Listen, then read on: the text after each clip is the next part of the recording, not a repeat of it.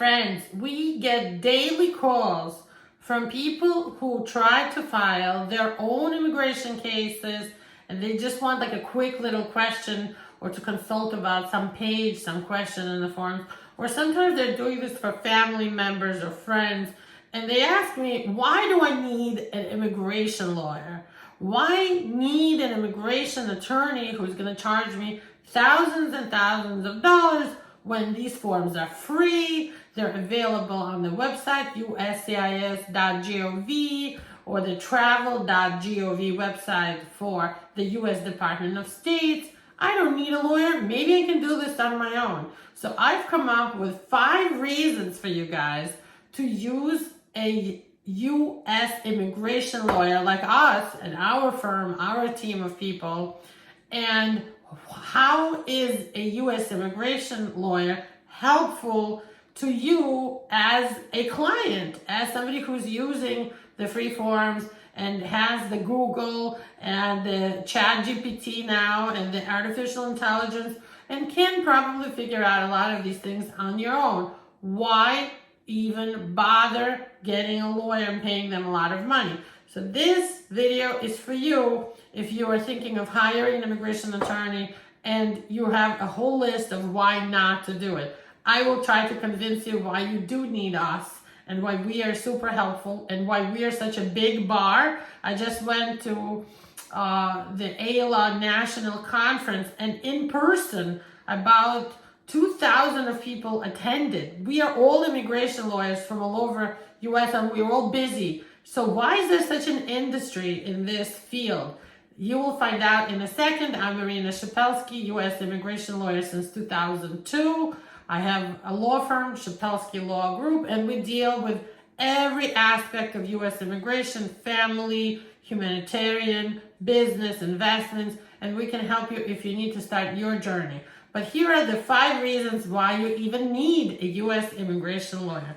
Number 1, the immigration laws are super complicated. Yes, the forms are free, but which forms do you even need? How do you not even pay for a form sometimes? And how do you figure out where to send the package and what to answer some of these really complicated questions that are written to fail you? A lot of these forms are designed to trick you and fail you and make sure that you either get denied or you trigger something called a request for evidence when you don't answer it correctly. A lot of these things you're just not going to be able to figure out even if you Google them. They're really hard questions and they filter out questions of inadmissibility, meaning reasons to deny you. So inadmissibility is what reasons you have to not be able to come here and being a bad person that USCIS doesn't want or U.S. Department of State doesn't want to come into the United States. So complicated immigration laws is the first thing. They're difficult to understand. There's another language that you need to learn. A lawyer like myself and our team, we've already learned it. Our team knows this stuff inside out. You don't have to explain it to us at all. We know what to do. We know which forms to file. And we know what to do in your specific situation. Number 2 reason, the second reason, is there's so many visa options. And sometimes the differences between them are very small, minute, very delicate, very nuanced. So, for example, the differences between EB1, EB2, and EB3. Most people get confused. Even I, as an attorney, it took me a long time and many, many years to figure out who qualifies for what. And EB1 is an immigrant visa for somebody to come here through work, through their accomplishments. So there are different types of visas that you can apply for when you want to come to US. There's work visas, there's family-based visas, there's student visas, there's asylum, there's U visas and T visas and other things. An immigration lawyer can help you determine which category is the best fit for your situation and what if you have violations in your background, how do we make this work? Number 3, you want to maximize your chance of approval. And this is probably the biggest reason of all, because you sometimes, and actually all the time, will only get one strike for an immigration case. If you screw this up, Sometimes you get a denial that goes on your record you will never be able to overcome. And I just had a case in my practice where the person filed for asylum, said that she was from Bangladesh and part of the Bangladeshi National Party. Then she changed her case to marriage case. She didn't even remember what she put in her asylum case. Guess what? She got an inadmissibility bar for being part of a terrorist organization. USAS said that party that you mentioned in your case, that who even knows who wrote that story for her, right? That was a terrorist organization. You're never coming here. We're not going to give you a green card based on your marriage because of your terrorist activity. So there you go. Now that's on her record, and to overcome that is going to require a waiver and a brief, and we're working on it now, but it's going to be super hard. And remember, once an administrative officer, like a consular officer or USCIS officer, writes all this stuff up on your record, it's very serious, and it's super hard for another officer to override what their colleague did very recently. So it's going to be super hard. Number 4 reason, dealing with complicated situations like I mentioned, or multiple marriages, or arrests, or anything else that's unique and complicated might require extra attention, unique solutions from a professional that knows how to deal with it. Sometimes you need a waiver, sometimes you don't. Maybe you could just write a brief and explain why the person didn't really violate or didn't do something that's so serious that needs a waiver. That's just one example. And we work with asylum and waivers and marriage cases and VAWA cases. And sometimes we say to people something they never even heard of before to solve their situation, because you cannot know everything in immigration law. And that takes me to my 5th reason. The changes in immigration policies make these laws apply differently.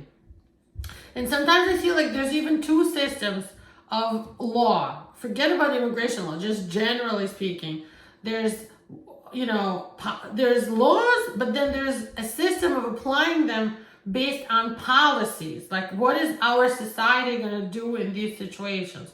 So with every president, the policies of how they apply these laws change. So with Trump, it was really bad, as you remember, but some things worked out much better under Trump than under Biden or Obama. And under Biden now, things have changed again, and they have different policies and priorities in deportation, things that you don't even think about.